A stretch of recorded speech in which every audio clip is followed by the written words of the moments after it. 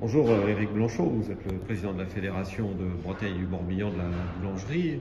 Les boulangers traversent une période de crise. Alors aujourd'hui on est à la préfecture pour le partage de la galette, mais sur fond de préoccupation. Oui, on a eu beaucoup d'augmentation ces derniers mois sur les matières premières, sur le beurre, sur les œufs, sur la farine et aujourd'hui sur l'énergie. Donc il y a des discussions depuis le mois d'octobre avec les services de l'État, en particulier les services de Bruno Le Maire, pour mettre des aides en place. Alors que ça nous contente, je ne suis pas sûr. Il faut simplifier les choses. Je pense que c'est un petit peu trop chronophage et il faut simplifier les choses. Nous, les boulangers, nous aimons les choses simples, donc je pense que les services de l'État vont simplifier les choses et je pense, et je suis même sûr que l'énergie ne sera pas la cause principale des fermetures des boulangeries et j'espère qu'il n'y en aura aucune. Ce métier est un métier formidable, mais il ne suffit pas d'aimer son boulanger, il faut le faire travailler et c'est un travail quotidien, donc avec des clients, des consommateurs qui viennent quotidiennement dans nos boulangeries artisanales pour nous rencontrer et aussi pour manger nos produits que l'on fait avec soin et qualité. Quelle est la situation de la boulangerie dans le Morbihan actuellement, compte tenu de tous ces événements? Alors, dans le Morbihan, alors je suis également président d'un centre de gestion avec 620 entreprises sur la Bretagne. La situation, elle est préoccupante pour tout le monde, surtout voilà, les aides, ils sont actés, mais ceux qui étaient en fin de contrat électrique à la fin de l'année vont découvrir un petit peu les augmentations.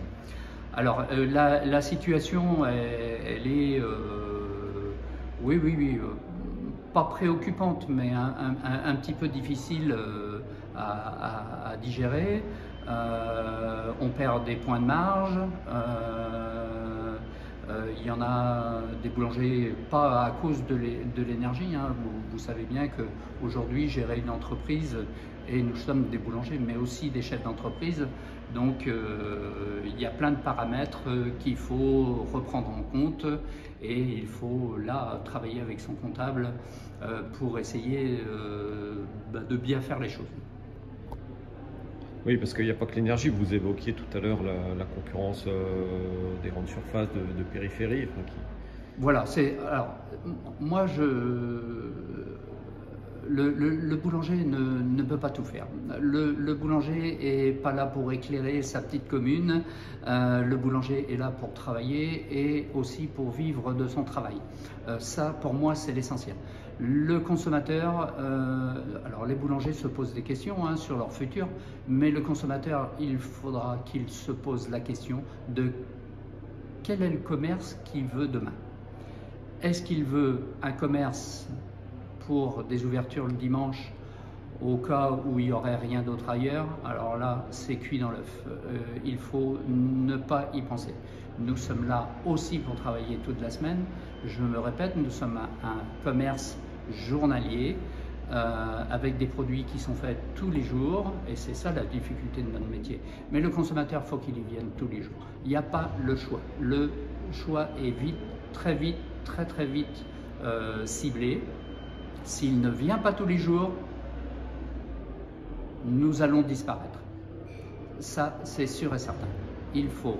Et on va surtout manger tous la même chose. Et si la France est un pays de gastronomie, il faut absolument qu'il y ait des différences. Il faut qu'il y ait des différences entre les boulangers et pas des différences entre les... Il faut bien faire la différence entre les vendeurs de pain et les boulangers qui fabriquent leur pain. Toute la différence, elle est là. On peut avoir des imperfections aussi certains jours, puisqu'on travaille une fermentation, et vous savez bien que travailler une fermentation, ce n'est pas facile. Ce n'est pas facile. Donc faites confiance à votre artisan boulanger, faites-le travailler tous les jours. Vous aurez une diversité de produits qui est essentielle à la vie des petits bourgs aujourd'hui.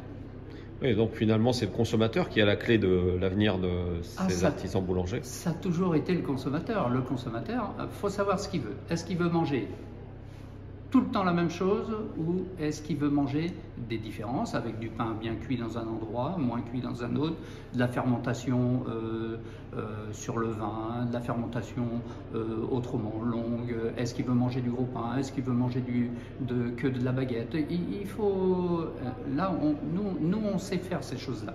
Maintenant, il faut qu'ils viennent nous faire travailler. C'est l'essentiel, c'est la clé, pour moi c'est la clé de l'artisanat demain. Merci.